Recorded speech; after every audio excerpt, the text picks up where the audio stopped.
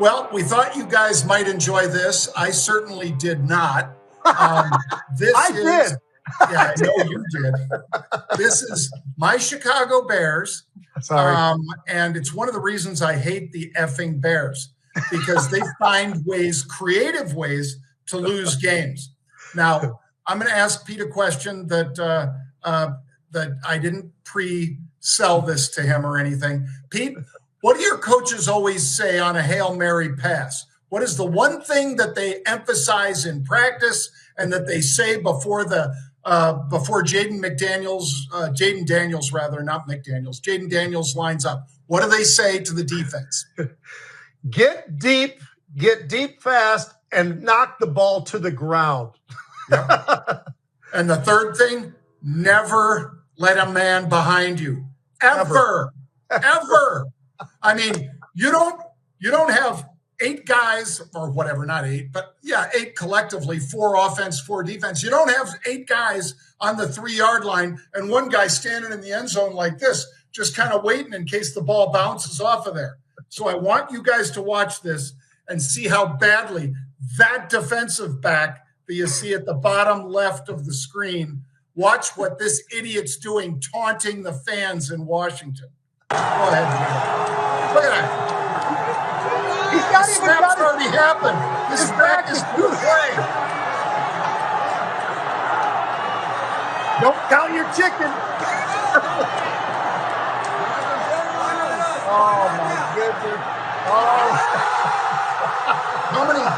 How many white shirts were behind that guy? 0. You never let the man get behind you. They're going to try to pop it up in the air. It is what a Hail Mary is all about. Doesn't matter if it's Doug Flutie, good friend of ours. Doesn't matter who is throwing that pass. You do not let the man get behind you. It's not the same as just running down the field and the kid's faster than you. They're running to a spot in the middle of the field. All of their receivers were in one spot, and you let one guy get behind you? Idiots. Absolute idiots. How do you really feel? Anyway, I'll say this. The Washington Commanders are now 6-2. Now, have they played the most brutal schedule? They have not. But let's also answer the other question. They're one of the more brutal teams. That's the reason they got Jayden Daniels. They got him in the 3rd pick in the draft because of the fact that they stunk. They also got a quarterback who came in there who's trying to fix the whole thing up. He's a defensive guy, seems to be very well liked by the team. The team is embracing Jayden Daniels. They're embracing the fact that they've also got a great running back in Brian Robinson. They're doing everything right for the Washington Commanders with nobody, including me, nobody thought this team had a chance in heck of competing this year in any part of the world of playoffs or anything. Well, they're now 6-2. They've got a quarterback who right now, John, his numbers are potentially numbers of a guy who could win the MVP. I'm not saying he's gonna. It's probably Lamar Jackson, even though they lost yesterday to Cleveland, which was a debacle. But Cleveland also had a different quarterback in there that made a big difference in the game compared to Watson, who's been stinking it up for them. But when you throw 7 touchdowns, 2 interceptions, you run for another 4 touchdowns, you're averaging almost 6 yards a carry as the quarterback. I would say that you're doing everything. You're running, you're gunning, you're doing the whole thing.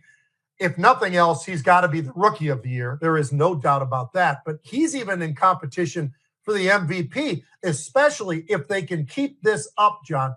There is only 2 teams in the NFL that have a better differential of points that they've scored versus points they've given up. Buffalo and Detroit. And then it's the Washington Commanders. So they're doing it on both sides of the ball. I think this makes for a very interesting thing. I got one last thing because you and I talked about this too, John. Jared Goff. For all the people who wanted to flush the toilets on Jared Goff and, oh, you know, he went to that Super Bowl, but he's at the Lions. He's just okay. He's not doing this. Well, I would tell them this. Let's see. He's 80% completions in October, 680 yards in October, 8 touchdowns, 0 interceptions, and has a QBR rating or a passer rating of 149.8, all of which is nothing anybody else has ever done in the month of October, by the way. So I would say that maybe Jared Goff is also in that MVP race, John, because he is doing it all, and it's all because he's got a great pair of running backs who make it easier for a quarterback to throw, which is why I'm so critical of all these teams that think that the receivers are the important ones. They're not.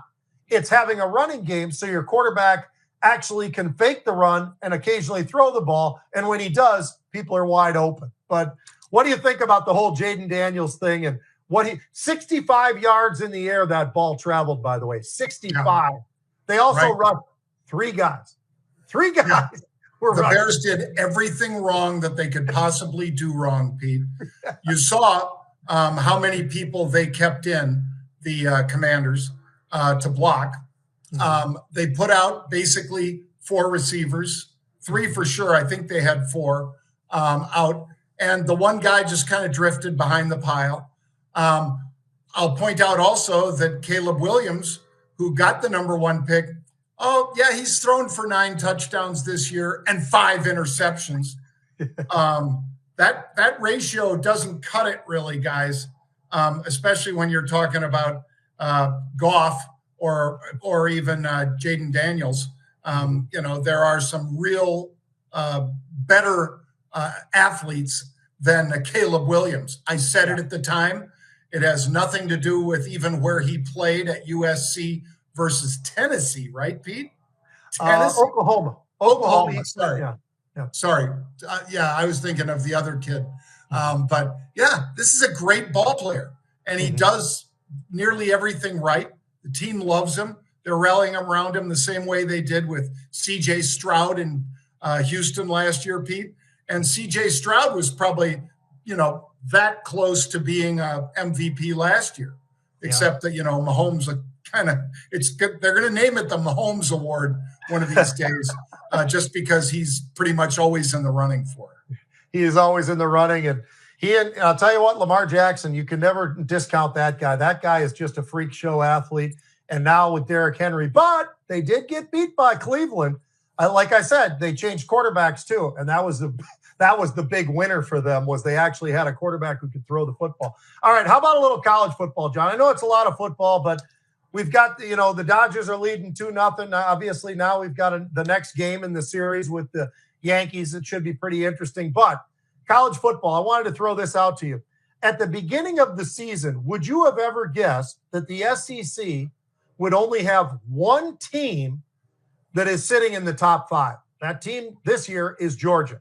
So you've got one SEC team. You've got 3 Big Ten teams. You got one ACC team with Miami. Big Ten, you've got Oregon, you got Penn State, you got Ohio State. How about this as well? The top 20, there are 7 teams that have undefeated seasons thus far. You've got the Big Ten. You've got Indiana, now 8-0. Indiana, yes, it's not basketball. This is football.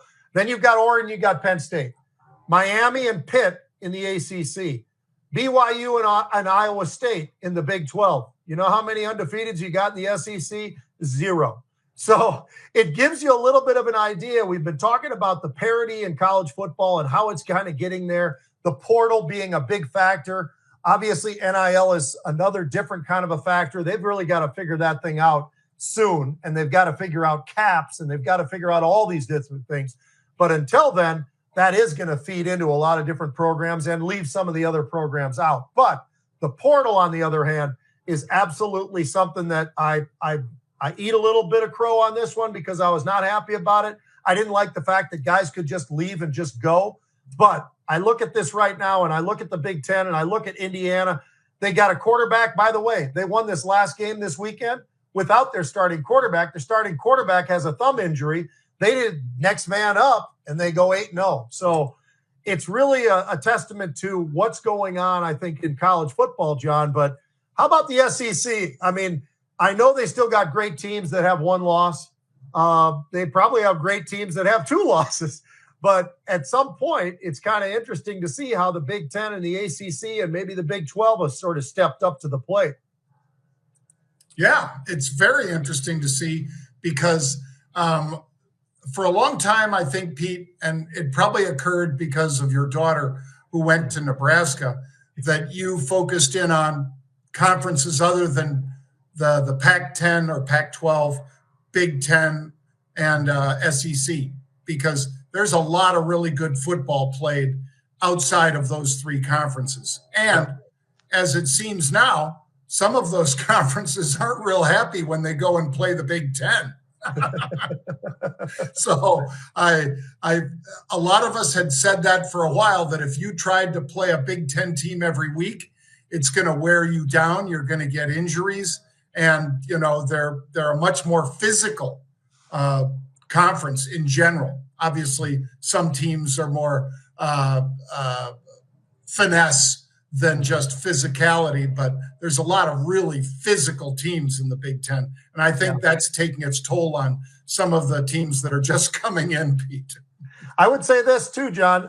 Oregon is built like a Big Ten team. USC is not. UCLA is not. Washington is not.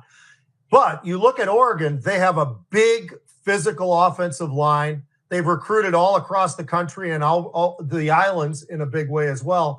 They have done such a great job of being one of those extremely athletic, but also extremely physical football teams.